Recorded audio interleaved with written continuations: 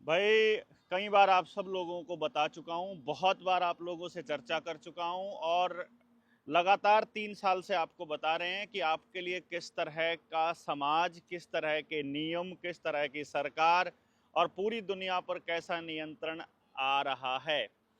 आप उसको कितना सीरियसली लेते हो, ये तो निर्भर करेगा आपके ऊपर।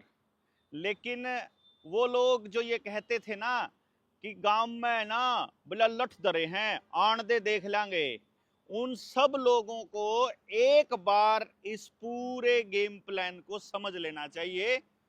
इसी ट्रीटी के बारे में, जिसको पेंडेमिक ट्रीटी कहते हैं, बहुत टाइम पहले भी बताया था। सीधा सीधा अगर आपको बताएंगे कि आपका कैसे नाश करने वाले हैं, तो भाई ये चैनल उड़ जाएगा, ये वीडियोज उड़ जाएंगे। आर्टिफिशियल इंटेलिजेंस बाद में ढूंढ ढूंढ के, जैसे वो मच्छरों को मारते हैं, ऐसे ये ढूंढ ढूंढ के हमारी वीडियोज को उड़ाएंगे, चैनलों को उड़ाएंगे। वैसे भी 3 साल से ये सर्वेलेंस कर रहे हैं कि कौन आदमी कितना बोलता है, इसलिए आज बड़ा जरूरी हो जाता है कि आप सब लोगों को एक बार मोटे तौर पर बता दिया जाए और आप निर्णय लें खुद से कि ये सही है कि गलत है, और आप इसके पक्ष में हैं कि खिलाफ हैं।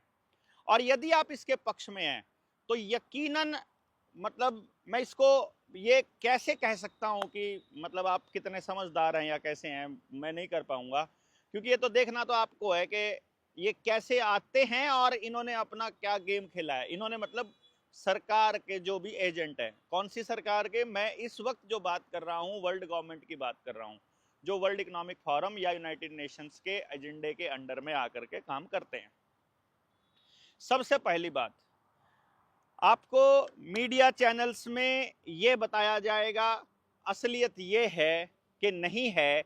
मैं आपको डायरेक्टली कैसे बताऊं, अगर मुझे इतना खतरा है तो मैं क्या करूंगा, ऐसा भी तो हो सकता है कि फॉर्म में बताऊंगा। जब मुझे ये बताना होगा कि वैक्सीन के क्या क्या इफेक्ट होंगे, तो मैं साइड नहीं बोलूंगा, साथ में इफेक्ट के साथ मतलब साइड इफेक्ट नहीं बोलूंगा, मैं यही बोल दूंगा उसके असर क्या हुए हैं, बता आप देना। तो सबसे पहले तो आप कमेंट बॉक्स में लिख के बताइए कि आप कहां से हैं जो ये वीडियो देख रहे हैं। और दूसरे नंबर पर यह बताइए कि मेरी बातों पर आपको कितना यकीन है, क्योंकि ये इस बात पर निर्भर करेगा कि हम आपको जागरूक करते रहें या फिर ऐसे ही चुपचाप बैठे रहें और सर्वनाश को अपनी आंखों से देखते रहें। अभी इस वक्त जो हम आपसे बात कर रहे हैं वो पेंडेमिक ट्रीटी के ऊपर है कि किस तरह से आपकी ना केवल शारीरिक बल्कि सामाजिक सॉवरेनिटी के ऊपर भी आपके अटैक होने वाला है। मैं इस फ्रीडम को किस तरह से मानता हूं, जैसे पिछली बार कोरोना का दौर आया तो आप लोगों को जब बीमारी नहीं थी और कोई सिम्टम नहीं था, तो आपको किसी एक्सपर्ट ने बताया कि आप पॉजिटिव हो। आप कह रहे हो मुझे कोई लक्षण दिखाई नहीं दे रहा, आप कह रहे हो मुझे कोई बीमारी नहीं है, लेकिन फिर भी आपको जबरदस्ती मास्क पहनना पड़ा, जबरदस्ती वैक्सीन लगानी पड़ी कि आपकी इम्यूनिटी हो सकता है बढ़िया हो, लेकिन आपको लगाना पड़ेगा, क्योंकि नहीं तो आप दूसरे लोगों के अंदर फैला सकते हो। इसी तरह की चीजों का इस्तेमाल करके आपकी सॉवरेनिटी को, आपकी स्वायत्ता के ऊपर अटैक किया जा सकता है, और वो अटैक कंटिन्यूअसली होने वाला है, यही हम आपको बता रहे हैं। ये जो ये जो ट्रीटी है जिसके ऊपर साइन हुआ है अभी अभी, इसमें मैं आपको बता देता हूं कि भारत इसमें शामिल है सलाहकार के रूप में और एक बड़े एजेंडा को आगे लेके जाने वाले देश के रूप में। यानी कि बहुत जबरदस्त तरीके से मालूम है सरकार को कि अभी साइन कर दिया तो पंजाब से जो लोग उठेंगे, हरियाणा से जो लोग उठेंगे, बंगाल से जो लोग उठेंगे, वो पूरे के पूरे आकर के अगर दिल्ली में मिलने लगे तो इनकी गद्दी हिल जाएगी। इसीलिए ये चुनावों का इंतजार कर रहे हैं कि भविष्य में पंजाब और पश्चिमी बंगाल में कम से कम इन दो स्टेट में तो बीजेपी की सरकार आ जाए। और अगर ये पूरा का पूरा गेम जियोपॉलिटिक्स अगर वर्ल्ड इकोनॉमिक फोरम खेल रहा है, तो ईवीएम का खेला अब की बार होने वाला है। अब की बार आम आदमी पार्टी के 50% से ज्यादा विधायक बीजेपी में शामिल होने वाले हैं, कांग्रेस के विधायक भी बीजेपी में शामिल होने वाले हैं। कैप्टन अमरिंदर हो सकता है बीजेपी का अगला प्रधानमंत्री डिक्लेयर कर दिया जाए, उस वक्त आपके पास कोई दूसरा ऑप्शन नहीं बचेगा, क्योंकि कैप्टन अमरिंदर ऑलरेडी मुख्यमंत्री रह चुके हैं, पिछली बार बीजेपी का सहयोगी रहा है।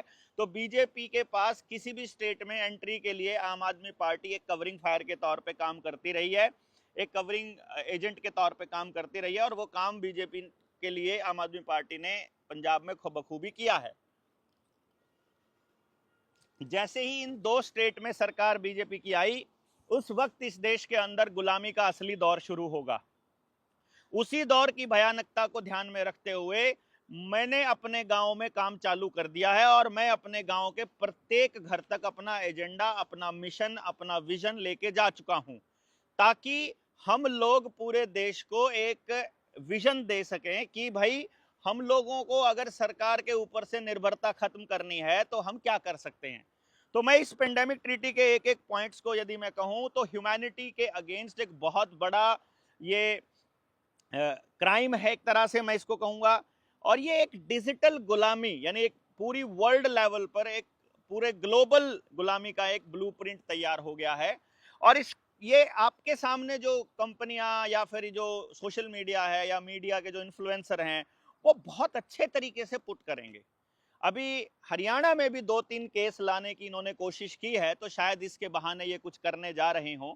और आपको शायद मालूम नहीं है कि सिंगापुर में लॉकडाउन ऑलरेडी लग चुका है और सिंगापुर में मेडिकल इमरजेंसी घोषित होने के बाद में अब वहां पर पूरा खेल अमली जामा पहनाया जाना चालू हो गया है। वहां 2000 से ज्यादा संक्रमित पाए गए, यानी उनको पॉजिटिव पाया गया और अब अस्पतालों में वहां वही खेल शुरू होने जा रहा है जो 2019 में शुरू हुआ था। मालूम है सिंगापुर में क्यों? क्योंकि सिंगापुर पूरी दुनिया का पहला ऐसा देश बना है जहां वैक्सीन ना लेने पर व्यक्ति के ऊपर आपराधिक मुकदमा दर्ज हो जाएगा, यानी कि वैक्सीन ना लगवाना अपराध घोषित हो गया है सिंगापुर में। और इसीलिए सबसे पहले कोरोना वहीं पर आया है। मैं आपको बहुत पहले से बता रहा हूं, इंडिया में क्योंकि 14 साल से कम उम्र के बच्चों का जब नंबर आया था तो उसी वक्त जनता सरकार मोर्चा जैसे दूसरे संगठनों ने मेहनत करके, आवाजें उठा करके लॉकडाउन खुलवा दिया था और वैक्सीनेशन को बंद कर दिया था। इसीलिए पहले झटके में 12 साल से कम उम्र के बच्चों को टारगेट इस बार करने की योजना आ रही है। आपने मीडिया के न्यूज चैनल्स में ये सारा खेल देखा ही होगा। वही सारी वैक्सीन हो सकता है आपके बच्चे के पैदा होते ही आपके बच्चों को लग रही हो, वरना 4 साल के बच्चों में पहले कभी हमने हार्ट अटैक के केसेस नहीं देखे थे। ये पिछले 3-4 साल में बढ़े हैं कि कोई 4 दिन का बच्चे को भी ब्रेन हेमरेज हुआ है या हार्ट अटैक हुआ है या कार्डियक अरेस्ट आया है, और 2 साल के बच्चे को भी और 4-5-6 साल के बच्चे को भी। बाकी आप समझदार हैं कि वो किस वजह से आया होगा। तो ये कोई विश्व के स्वास्थ्य को सही करने के लिए नहीं, बल्कि वैश्विक नियंत्रण के लिए एक दस्तावेज है जिसको यदि इंप्लीमेंट कर दिया जाता है तो देश का संविधान नल एंड वॉइड हो जाएगा। देखो, मैं आपको बताऊं, पहले मैंने 2-3 साल पहले जो वीडियो बनाई थी तब भी मैंने ये कहा था कि हमारे देश का संविधान नल एंड वॉइड हो जाएगा। लेकिन मैं आपको एक बात बता दूं कि इसमें कहीं पर भी ये नहीं लिखा हुआ है कि आपके देश का संविधान नल एंड वॉइड हो जाएगा।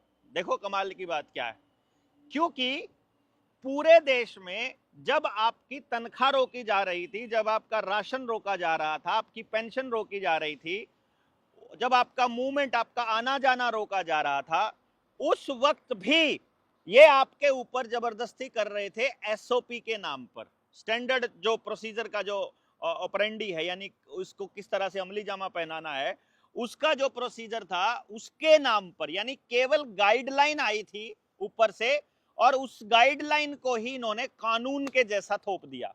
तो अगर WHO ऐसा कानून दे दे, ऐसा मतलब आपको एक ऐसी गाइडलाइन दे दे कि आपके जो नागरिक अधिकार हैं, आपके जो इंसान होने के अधिकार हैं, उनको बाद में एक्सेस कर लेना, अभी ये बीमारी चल रही है, अभी महामारी चल रही है, अभी आपके ऊपर ये जबरदस्ती नियंत्रण आपको करना पड़ेगा, इस टाइम के लिए आप मान जाओ, 20-21 दिन आपने कोई चीज फॉलो कर ली, आप उसके आदी हो जाते हो, फिर आपको कोई फर्क नहीं पड़ता है।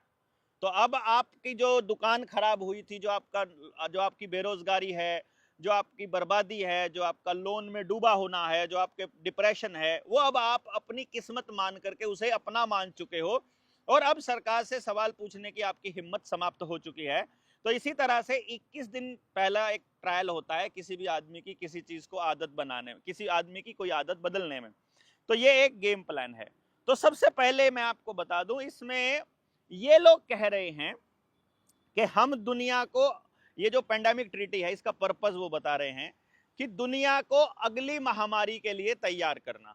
देखो कमाल की बात क्या है, इन लोगों को इतनी चिंता है हमारी कि ये दुनिया को अगली महामारी के लिए तैयार करने की योजना बना रहे हैं। दूसरी बात ये कह रहे हैं आपस में सहयोग बढ़ाना। दूसरी महामारी के लिए तैयार करने का मतलब है फिर आपको बिल गेट्स की वो किताब जरूर पढ़नी चाहिए जिसमें वो अगली महामारी के लिए तैयार होने को बोल रहा है। देखना बिल्कुल वैसे ही वो काम कर रहे हैं। अगले नंबर पर सहयोग बढ़ाना, मतलब आपने सहयोग नहीं बढ़ाया तो आपको देशद्रोही घोषित कर दिया जाएगा। और ये ऑपरेशन सिंदूर चलाया था जिस वक्त, इधर तो आप ऑपरेशन सिंदूर में उलझे हुए थे और उधर जो है वो पेंडेमिक ट्रीटी के ऊपर वहां पर तालियां बज रही थी और उसके ऊपर सिग्नेचर्स हो रहे थे। फिर वो कह रहे हैं, देखना आपको शब्दों के अंदर ही छुपी हुई गेम प्लान को समझना है। स्वास्थ्य सेवाओं की समानता सुनिश्चित करना। असल में ये कह रहे हैं कि पूरी दुनिया में हर किसी को एक ही इंजेक्शन लगाना है, एक ही वैक्सीन लगानी है, जब ये बोल रहे हैं स्वास्थ्य सेवाओं की समानता सुनिश्चित करने को।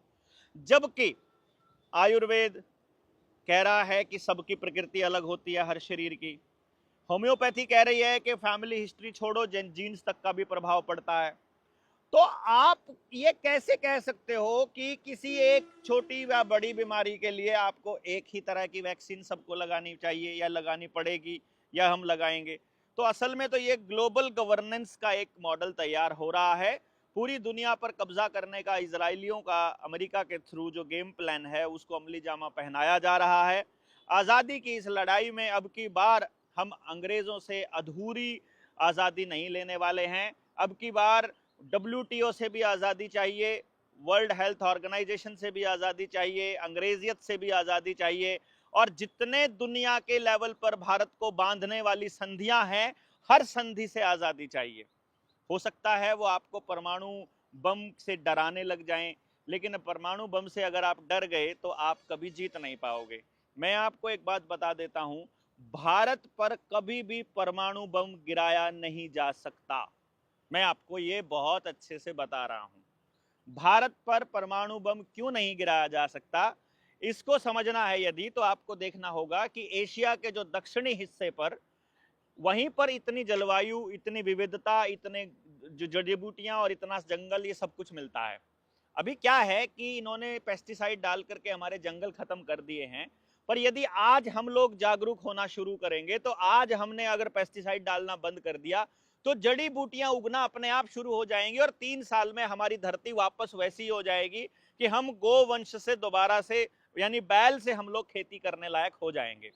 यानी आपका जो सब्र है वो 3 साल का है, और जो ये पेंडेमिक ट्रीटी को अमली जामा पहनाना है वो 2 साल का है। मैं आपको ये 2 साल इसलिए बता रहा हूं क्योंकि 2 साल में ये चुनाव भी हो चुके होंगे। इधर से पश्चिमी बंगाल का चुनाव मान लेते हैं कि दोबारा से ममता बनर्जी जीत गई और ईवीएम का खेल इनका फेल हो गया, तो उस वक्त के लिए फिर ये वहां पर हिंदू मुसलमान के दंगे या रोहिंग्या के दंगे करवा करके राष्ट्रपति शासन लागू कर देंगे। इसी तरह से पंजाब में भी इनका जो प्लान बी है वो राष्ट्रपति शासन है। जैसे मणिपुर में अभी राष्ट्रपति शासन चल रहा है, जैसे JNK में राष्ट्रपति शासन लगा देंगे, और इसी तरह से दूसरी जगह पर भी ये जहां जहां इनकी सरकार नहीं है वहां राष्ट्रपति शासन लागू हो जाएगा। राष्ट्रपति आपको पता ही है कितने दिमाग वाली है, वो तो आप समझते ही हैं। और बाकी जगह पर जो है वो मतलब इनकी सरकार है ही है, तो एक तरह से पूरी दुनिया में सरकार इनकी बन जाएगी। पुलिस के नाम पर स्पेशल टास्क फोर्स ऑलरेडी ये बनाने की तैयारी कर रहे हैं। भारतीय न्याय संहिता में इन्होंने एक जो अभी सिविल डिफेंस के नाम पर जो फार्म लिए थे इन्होंने सेना में भर्ती होने वाले, वो गांव में से किसी का भी कार्ड बनाकर वो पुलिस का मुखबिर उसको साबित कर, वो कह देंगे गांव के जो सबसे गुंडे लुच्चे बदमाश लोग हैं उनको ये पुलिस के साथ अटैच कर देंगे कि ये लोग अगर गांव में कोई हिला तो इनके ऊपर तुमने अटैक किया तो सरकार पे अटैक माना जाएगा। तो भारत सरकार यानी हमको दोबारा से अपने अधिकारों को वापस लेने की दिशा में इसके ऊपर काम करना पड़ेगा। तो मैं आपको ये इसलिए बता रहा हूं 2 साल का समय, क्योंकि वर्ल्ड इकोनॉमिक फोरम और WHO ने भी 2 साल का समय दिया है इसके लिए, और 2 साल का समय ही भारत के अंदर बाकी की सरकारों का और चुनाव होने का रह जाएगा। और 2 साल में ही ये सारा का सारा अगले चुनाव जो सरपंची के चुनाव हैं वो भी अपने हरियाणा में 2 साल के बाद ही हैं। तो ये सारा का सारा प्लान इस तरह से अमली जामा पहनाया जाना है कि भैया इस 2 साल के गेम में कंट्रोल करने का रास्ता तय कर लो। तो आपके पास अपना संगठन बनाने का, अपने गांव को तैयार करने का, घर घर जाने का जो समय है वही 2 साल है। तो अब आप इसको किस तरह से इस्तेमाल करेंगे ये तो निर्भर करेगा आपके ऊपर। फिलहाल मैं आपको इसके कुछ पॉइंट्स बता देता हूं कि ये किस तरह से लेकर के जाएगा आगे, और ये जो मीडिया चैनल हैं ये कैसे बताएंगे और असलियत इसकी क्या है, मैं दोनों चीजें आपके सामने रख देता हूं। सबसे पहले इसके अंदर जो बहुत बड़ा रोल रहेगा वो डिजिटल हेल्थ सर्टिफिकेट का रहेगा। यानी कि जैसे आप हेल्दी हो या नहीं ये आप नहीं बता पाओगे, आपका लोकल डॉक्टर नहीं कहेगा कि ये हेल्दी है, ये ठीक ठाक है, आप अपने बच्चे को नहीं कह सकते कि ये ठीक ठाक है, बल्कि एक आदमी आएगा वो आपका टेस्ट करेगा और वो बताएगा कि आप हेल्दी हो या नहीं हो। यानी कि वो जो डिजिटल आईडी है वो बनेगी। तो आपका हेल्थ रिकॉर्ड रखा जाएगा बचपन से लेकर के, फिर आपका वैक्सीन का स्टेटस देखा जाएगा कि आपने वैक्सीन ली हुई है कि नहीं ली हुई है। वो पिछली बार आपने देखा ही था कि 3 महीने के बाद आपको दोबारा से वैक्सीन लेनी पड़ेगी, नहीं ली है तो आपका नंबर कट जाएगा। आप मतलब आप जो है, क्योंकि अभी तो सारा का सारा ग्लोबल चल रहा है ना कि कौन सा बैच आपको देना है फिलहाल, तो कुछ लोगों को पहला बैच दे देंगे अभी, कुछ लोगों को दे देंगे आगे 2-6 महीने बाद, कुछ लोगों को आगे दे देंगे, वो मैं आपको बताऊंगा ये पूरा खेल। फिर मेडिकल हिस्ट्री पूरी देखी जाएगी, ब्लड का डेटा, डीएनए का सैंपल और आपकी मेंटल हेल्थ, सारी चीजें जो हैं वो उस आईडी कार्ड के अंदर मेंशन होंगी।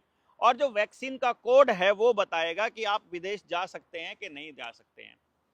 यानी कि आप वैक्सीनेटेड काउंट हो रहे हो तो आप विदेश में जा पाओगे, आपकी टिकट होगी, एयर टिकट, नहीं तो नहीं होगी। लेकिन अभी तो कह रहे थे कि आप किसान की फसल को भी बाहर तक लेके जाना है, इसलिए हिसार का एयरपोर्ट बना है, मोगली जी जब यहाँ आए थे। चलो बाकी बताएंगे, आपका बच्चा स्कूल में पढ़ सकता है कि नहीं पढ़ सकता है ये भी आपका वैक्सीन का स्टेटस ही बताएगा। अब इसमें आप बता दीजिए आपके अधिकार जो हैं वो एक वैक्सीन का कोड बताएगा, तो आपके अधिकार सस्पेंड हो जाएंगे यदि इस ट्रीटी को पूरी तरह से आप मान लोगे तो। भक्तों को मैं बता देता हूं भाई, जो वैक्सीन से आपके पक्के इलाज करने का जो मोदी जी ने एक सर्टिफिकेट बनवाया था जिसके ऊपर पहले आपकी उसकी खुद की फोटो लगती थी और अब उसने फोटो हटवा दी थी, वो आप खेल समझिए। आप लोगों को क्या लगता है, आप लोग तो अंधभक्त हो ना, आप लोग तो आरएसएस से हो ना, आप लोग तो बीजेपी से हो ना, जो है मतलब मैं उनकी बात कह रहा हूँ। वो तो एक बार देख लो कि आपके घरों की क्या हालत है, आप आपका रोजगार, आपका जो बीमारी का हालत है वो सही है कि किस तरह से चल रहा है। बाकी आपको नहीं समझ में आ रहा है तो कोई बात नहीं। इसमें जो दूसरा पॉइंट आ रहा है वो है मैंडेटरी मेजर्स लेने का, मतलब कुछ चीजें आपको लेनी ही पड़ेंगी। जैसे वो कह रहे हैं कि यदि आपने वैक्सीन नहीं लिया है तो आप घर से बाहर नहीं निकल सकते, यदि आपने मास्क नहीं लगाया है तो आपका चालान कटेगा, यदि आपने आरटीपीसीआर टेस्ट नहीं करवाया है तो आप एक जिले की बाउंड्री छोड़कर दूसरे जिले में एंटर नहीं कर सकते। यानी आपकी मर्जी हो या ना हो, आपको एक तरह से टेस्टिंग के लिए तो वो रखेंगे ही रखेंगे। यानी आप बिना उनकी लैब में कैद हुए, बिना उनके पिंजरे में कैद हुए आप उनके लैब रैट हो जाएंगे। ये इसका एक पूरा का पूरा खेल है। अगर इसके अगले बिंदु की तरफ देखा जाए तो ये लोग कह रहे हैं पेंडेमिक ट्रीटी के जो फायदे हैं ये उसमें लिखा हुआ है। देखो वो अप्रोच बता रहे हैं आपको बढ़िया वाली। जैसे कि मान लो यहां पर कहेंगे कि भाई पूरे देश में ना फैले इसलिए इनको लगाना जरूरी है, इसलिए इनको वैक्सीन लगाना जरूरी है, चलो इनको मास्क लगाना भी जरूरी है। वो सब तो पहले आप देख चुके हो, सब कुछ आप पहले देख चुके हो। ज्यादा से ज्यादा लोगों तक पहुंचाना आपकी जिम्मेदारी है इस वीडियो को, वरना फिर से हम उसी तरह से रह जाएंगे। करोड़ों लोगों तक ये वीडियो पहुंचनी चाहिए। और आपकी जानकारी में जो भी व्यक्ति है इसको जरूर समझ ले, मैंने दोनों पहलू बताए हैं कि मीडिया क्या दिखाएगा, अभी उसने दिखाया नहीं है, और हम क्या दिखा रहे हैं। कोई कॉपीराइट नहीं लगता है मेरी वीडियोस को अपने चैनल पर, अगर आप डालते हो तो कोई कॉपीराइट नहीं लगाऊंगा मैं, आप डालिए जितना डाल सकते हो, मैं बता रहा हूं आपको। इसमें जो अगला जो पॉइंट बता रहे हैं वो वन हेल्थ अप्रोच बता रहे हैं। वन हेल्थ अप्रोच का मतलब क्या है, वो कहते हैं कि आदमी और पशु की हेल्थ को एक तरह से मतलब एक तराजू में तोला जाए और पर्यावरण को इसमें ध्यान रखा जाए, मतलब पर्यावरण को ध्यान में रखा जाए। मैं समझ रहा था, मैं कहा यार ये पंगा कैसे है, ओहो हो फिर समझ में आया। समझ में ये आया कि यदि आपकी गाय में वो वायरस मिलने का कोई चांस मिला तो आपकी दूध की सप्लाई बंद हो जाएगी। यदि आपके खेत में फसल थी खड़ी थी और मुझे बताया उन्होंने कि भाई देवेंद्र उधर आपके खेत में ऐसे ही जैसे वीडियो बना रहा था, तो आपकी लोकेशन ने बता दिया कि आप वहां पर थे, आपकी ट्रैवल हिस्ट्री ने बताया कि आप उस खेत के आसपास थे, तो उस खेत में वायरस होने के चांस हैं, तो उस खेत का अनाज कोई नहीं खा पाएगा या फिर उस खेत में हो सकता है उस खेत को आग लगा दी जाए। तो वो ये कह रहे हैं कि उस फसल को कोई नहीं खाना चाहिए जिसके अंदर वायरस होने के चांस हैं। फिर वो ये भी दे रहे हैं, वो पढ़े लिखे लोग जो, मतलब मैं तो असल में पढ़े लिखे नहीं बोलता उनको, ये जो डिग्रीधारी लोग हैं, इन लोगों जो साक्षर लोग हैं, इन लोगों के लिए वो कहेंगे इसकी ना कॉम्प्रिहेंसिव अप्रोच होनी चाहिए। वो कॉम्प्रिहेंसिव अप्रोच का मतलब वो यही लेते हैं कि भाई समग्र रूप में देखा जाए, समग्र दृष्टिकोण होना चाहिए। अब उस कॉम्प्रिहेंसिव अप्रोच में वो ये कह रहे हैं कि मान लो किसी जंगल में वायरस होने की पुष्टि हो गई या उनको शक हो गया, तो उस जंगल से आदिवासियों को विस्थापित करेंगे जबरन। ये जो खेल चल रहा है ये इसीलिए चल रहा है ना भाई, संसाधनों पर कब्जे का तो खेल है। गांव तो खाली करवाने ही करवाने हैं, फसलों पर तो, जमीनों पर तो कब्जा इनको चाहिए ही चाहिए, आप मानो या ना मानो। ये गेम प्लान तो चल ही रहा है, आपको समझ में आए कि ना आए। हम पहले बता रहे हैं फूड सप्लाई को रोक दिया तो शहरों में आग लग पड़ेगी, शहर वाले पागलों की तरह हो जाएंगे और सबको 5-5 किलो अनाज पर या एक ब्रेड की रोटी पर निर्भर रहना पड़ेगा। कोई बड़ी बात नहीं है। एग्रीकल्चर के ऊपर, एनिमल फैसिलिटी के ऊपर आपका, उनके ऊपर सीधा नियंत्रण करने का एक खेल है। अब आप समझिए इसको किस तरह से लेते हो। क्राइसिस के लिए प्रिपेयर्डनेस के बारे में ये बता रहे हैं कि पहले से रणनीति बनानी पड़ेगी कि अगर वायरस आया तो क्या करेंगे, अगर यहां पर लॉकडाउन लगा तो क्या होगा। तो इसके लिए क्या करेंगे, मॉक ड्रिल करेंगे। मॉक ड्रिल का खेल आपने अभी अभी देखा, मतलब इतने झूठे सारे मीडिया के चैनल हैं कि मॉक ड्रिल चल रही थी उसको युद्ध बना दिया कि भाई लाहौर पे कब्जा हो गया, कराची पे कब्जा होगा, बस इस्लामाबाद पे कब्जा होने वाला है, पाकिस्तान की राजधानी बस अब अपने कब्जे में आने वाली है। वो आपने पूरा खेल देखा। तो मॉक ड्रिल को ही असली युद्ध में तब्दील करने का तो टैलेंट बस इन कमीनों के पास ही है। अभी आप लोगों को एक मॉक ड्रिल चल रही हो कि भाई पेंडेमिक हर तीसरे चौथे छठे महीने मॉक ड्रिल चल पड़े, मान लो कि ये सायरन बजे तो तुमने घरों में दुबक जाना है, ये सायरन बजे तो तुमको मास्क लगाना चालू कर लेना है। टीवी जो आपके शहर की स्क्रीन के, हर जगह पर स्क्रीन लगी हुई है ना आपके शहर में चौराहों पर, वहां पर आदेश पारित होंगे और उनके साथ माइक लग जाएंगे कि आप जा रहे हो तो आपको 24 घंटे आपके दिमाग के ऊपर, मतलब आपके टीवी के माध्यम से, कॉलर ट्यून के माध्यम से, मतलब मोबाइल भी आपको बंद करके फेंकने पड़ेंगे अल्टीमेटली लास्ट में। वो आपको देखना, मैं आपको बताऊंगा, आप फेंकोगे, अपने हाथ से फेंकोगे, अपने बच्चों को अपनी आंखों से बर्बाद होते हुए देख रहे हो और फिर भी मोबाइल नहीं फेंक रहे हो, फिर भी उनके हाथ से में पकड़ा रखा है। कितनी कितनी खतरनाक माँ बाप हैं आप लोग। आर्टिफिशियल वायरस की सिमुलेशन की जाएगी, मीडिया में एक पूरा हाइप क्रिएट की जाएगा, मीडिया हिस्टीरिया, मतलब जैसे अभी लॉकडाउन, अभी ये युद्ध के नाम पर जो हुआ, ये अभी इसी तरह से वायरस के नाम पर, क्योंकि सारे मीडिया चैनल्स अंबानी अडानी के हैं। काम करने वाला जो व्यक्ति अंदर काम कर रहा है, वो व्यक्ति जो है, आपने सारे नेताओं को देखा था कि जब कैमरे के सामने आना था तो मास्क लगा लेते थे, बाहर जाते थे तो फिर से वैसे हो जाते थे। मोदी जी जब बैठे होते थे तो सारे मंत्री लगा के रखते थे, फिर मंत्री जी जब नहीं लगाते थे तो आगे खड़े हुए सारे एमएलए लगाते थे, फिर एमएलए लगाता था, नहीं लगाता था तो एसपी और डीएसपी लगाते होते थे, जब एसपी डीएसपी मुंह से उतार देते थे तो हवलदार लगाता होता था, इंस्पेक्टर थानेदार।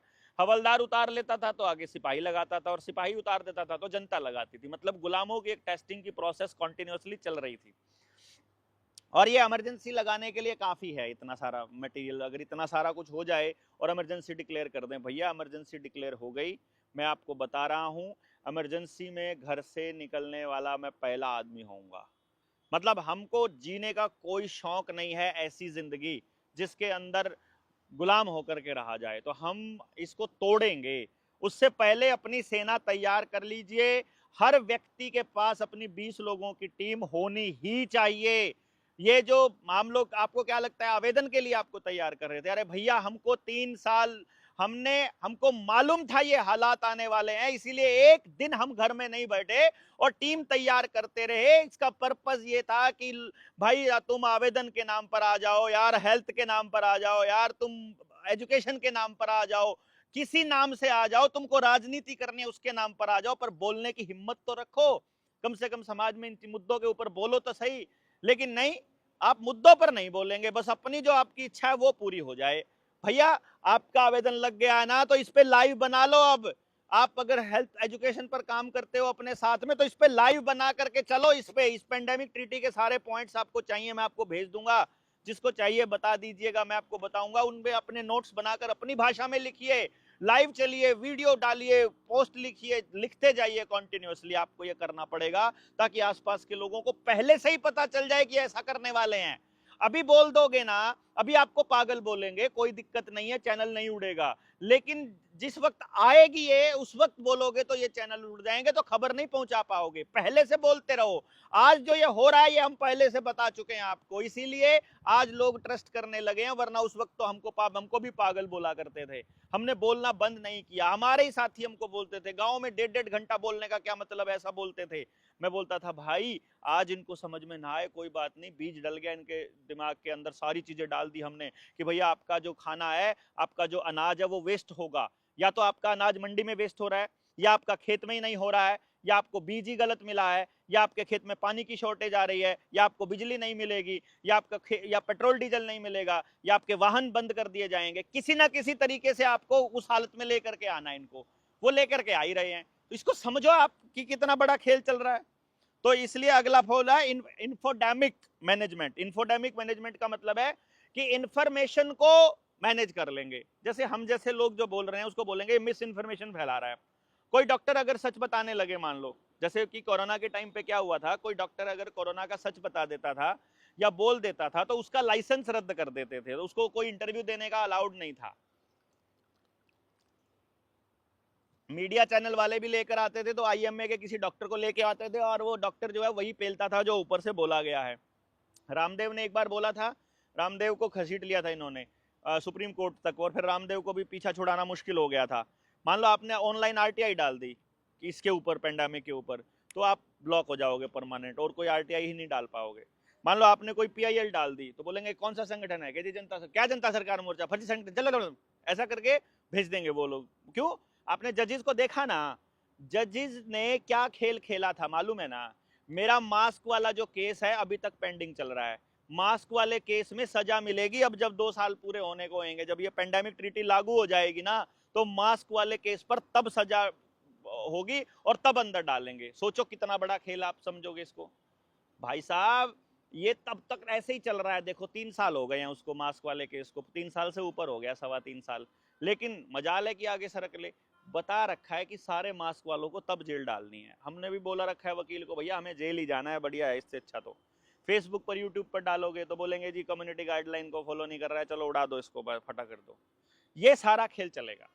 वो बोलेंगे मतलब जो जो अच्छे सूट बूट वाले क्या बोलेंगे, भैया आपको साइंटिफिक अप्रोच रखनी चाहिए, पीसफुल प्रोटेस्ट करना चाहिए, आप कोर्ट में जाइए ना, इस तरह की भाषा बोलेंगे वो।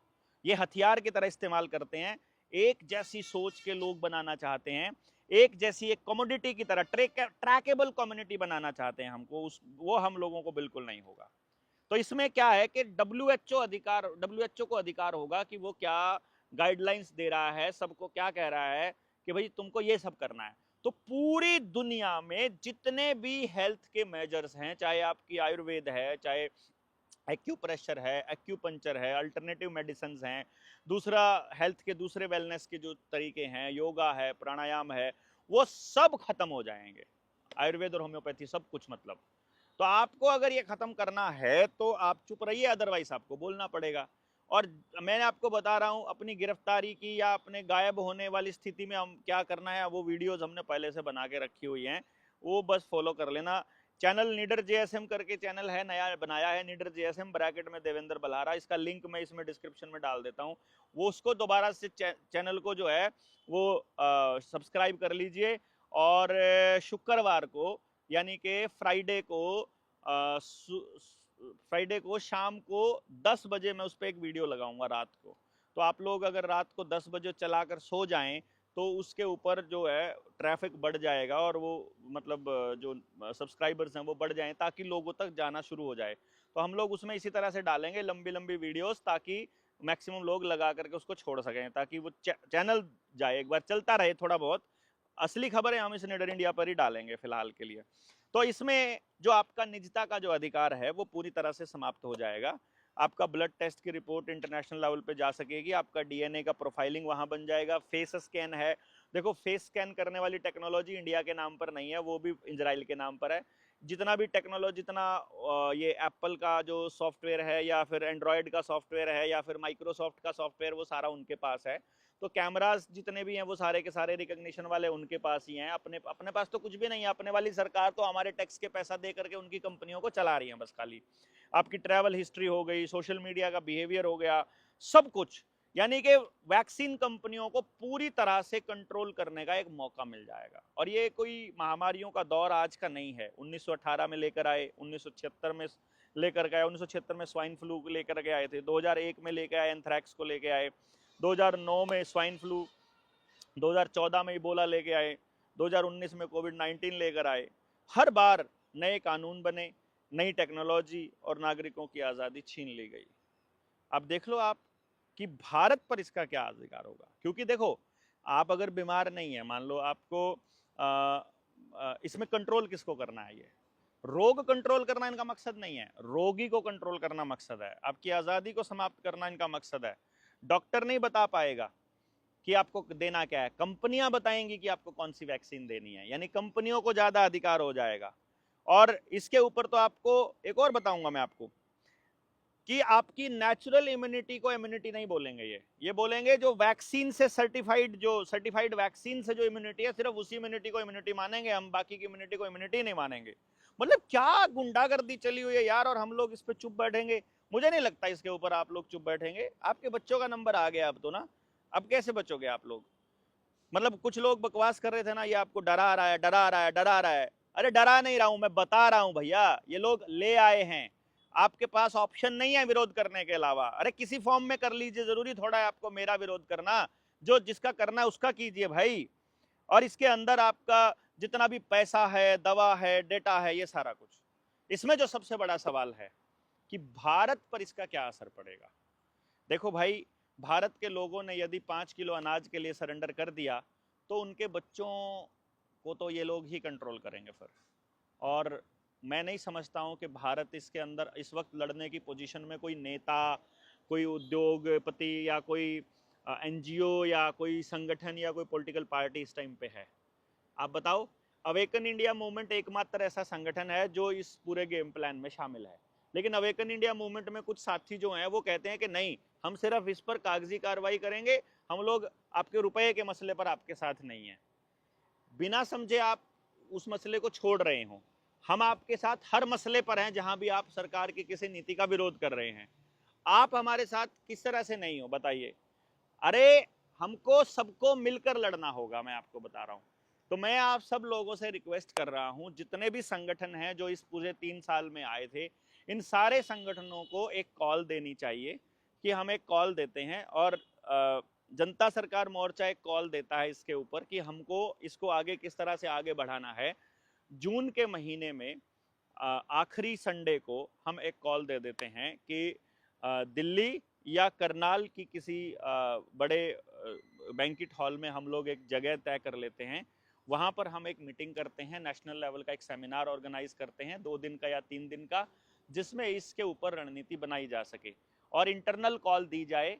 और इंटरनल कॉल दे करके ही संगठनों के प्रतिनिधियों को बुलाया जाए और वो संगठन अपने प्रतिनिधियों के अंदर चर्चा कर ले कि हमको वहां जाकर के क्या बोलना है, ताकि हम लोग केवल और केवल बीमारियों पर चर्चा ना करें।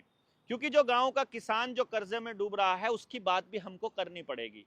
LIC जो बर्बाद हो रही है, उनका पैसा डूब रहा है, उस पर भी बात करनी पड़ेगी। जो रोडवेज को प्राइवेट कर रहे हैं, जो जमीनों का अधिग्रहण जबरदस्ती कर रहा है, जो पंचायतों की जमीनों पर काबू हो रहा है, जो पानी में फ्लोराइड मिला रहे हैं, जो दूसरे तबके, जो गरीब तबके को जो अनाज के अंदर वो ऐसे केमिकल स्प्रे करके दे रहे हैं, जो गरीब तबके को जो राशन मिलता है कोटे में, वो सारा का सारा या तो फोर्टिफाइड दे रहे हैं या उसके ऊपर केमिकल छिड़क कर दे रहे हैं, तो उनको कैंसर हो रहा है उससे। तो जो गलत इलाज से हो रहा है, जो दूसरे मुद्दों पर जो बातें हो रही हैं, उन मुद्दों पर भी हमको बोलना होगा। इसके अलावा मुझे कोई रास्ता नजर नहीं आता है। क्योंकि आप रोडवेज के लिए बोलोगे तो रोडवेज आपके लिए बोलेगा, यदि आप किसान के लिए, हम किसान के लिए बोलेंगे तो किसान हमारे लिए बोलेगा। किसान के प्लेटफॉर्म पर जाकर जब हम ये वाले मुद्दे बताते हैं तो किसानों को समझ में आता है, और किसान हमारे साथ होते हैं। जब लॉकडाउन लगा था और उस टाइम पे जब हम वहां पर चंडीगढ़ में गिरफ्तार हुए थे, तो कितने सारे किसान नेता वो लोग वहीं पर उसमें शामिल थे जो पहले किसान आंदोलन में सक्रिय थे, उस वक्त भी, मौजूदा हाल में, उस टाइम पर भी। तो मैं ये कह रहा हूं कि हम सब लोगों को, चाहे आप किसी भी फॉर्म में जो भी लड़ने वाले लोग हैं, हो सकता है कि हमारे आपके मुद्दे अलग अलग हों, हमारी सोचने का, काम करने का तरीका अलग अलग हो, लेकिन इन पर तो हमको मिलकर के एक बार तो कोई ना कोई एक चर्चा का एक अभियान शुरू करना चाहिए, क्योंकि अब चर्चा का समय आया है। अब टीम तैयार हो गई है, पूरे इंडिया में अब लोग जाग गए हैं, सब लोगों को मालूम पड़ गया है कि लड़ने की ताकत किन किन लोगों में है, कौन कागजी कार्रवाई का काम करेगा और कौन नहीं करेगा। मान लो एक वकील है, मैंने बोला कि ये सारे मुद्दे हैं, बोला ये वाले मुद्दे से तो सरकार गिर जाएगी, तो मैंने कहा बढ़िया है, क्या दिक्कत है आपको? बोला नहीं, मैं मोदी जी के खिलाफ नहीं जा सकता। वैसे वो देश की लड़ाई लड़ने की बात कर रहे हैं, वैसे वो मोदी जी के खिलाफ नहीं जा सकते। तो ऐसे लोगों की पहचान हो गई। अभी जो लाल झंडे वाले लोग हैं, इन्होंने तो कितने, ये ट्रेड यूनियन के नाम पर जो कम्युनिस्टों ने जितने सारे आंदोलन किए हैं, ये जाकर के हर आंदोलन में झंडे लेकर सबसे आगे जाकर के बैठ जाते हैं। इनको वही 4 लोग होते हैं और वही अपना नारे लगाने में बेस्ट है और नेगोशिएशन करके निकल आते हैं। भाई हमारे तो मोर्चे के अंदर तो मैं स्पष्ट बता रहा हूं भैया, मैं दूसरा कोई झंडा, भाई हम अपना जनता सरकार मोर्चा का झंडा छोड़ने को तैयार है, नाम भी नहीं लेंगे हम अपना मोर्चे का, सिर्फ तिरंगे के झंडे के नीचे हम लोग खड़े हो सकते हैं। कोई भी एक झंडा बना लो, उसके नीचे खड़े हो सकते हैं। कोई अलग अलग झंडों में हम लोग नहीं आए, तब जाकर के लड़ाई लड़ने का मजा है। फिर कोई संगठन आकर के अपनी ज्यादा वो नहीं कर पाएगा। अपने संगठन को रिप्रेजेंट करने के लिए आइए, अपने संगठन की तरफ से बोलिए और उसको जाइए, और जो संगठन उसको लीड कर रहा है, जो जिन लोगों को मालूम है लड़ाई पूरी क्या है, देखो पूरी लड़ाई अगर 360 डिग्री आप नहीं जानते हो तो आप लड़ नहीं पाओगे, फिर आप नेगोशिएट कर जाओगे। ये चाहते यही है कि आप 100 मांग लेकर आओ और उनमें से 2 के ऊपर मान जाओ या 50 के ऊपर मान जाओ। क्यों भाई, मांग आपकी कैसे हो सकती है? आपका तो आदेश होता है, आप तो जनता है, आप तो मालिक हैं। वो कौन है? मतलब हम कमजोर हो जाते हैं, तब हम ढूंढते हैं किसी तरह से फेमस होने का रास्ता या अपना काम निकालने का रास्ता। वो हम नहीं करेंगे, हम लड़ेंगे, आखिर तक लड़ेंगे, और यही हमने तय किया है। आप लोगों को किस तरह से लड़ना है, आप अपना फीडबैक डालिए, इसके अंदर आपको क्या करना है आप अपना कमेंट बॉक्स में डालिएगा कि आप किस तरह की लड़ाई लड़ना चाहते हैं, आप इस लड़ाई को कैसे समझते हैं। तो आप सब लोग इसमें साथ रहे, आपका बहुत बहुत शुक्रिया। शेयर कीजिएगा जितना अधिक लोगों तक शेयर कर सके। धन्यवाद। जय हिंद, जय भारत।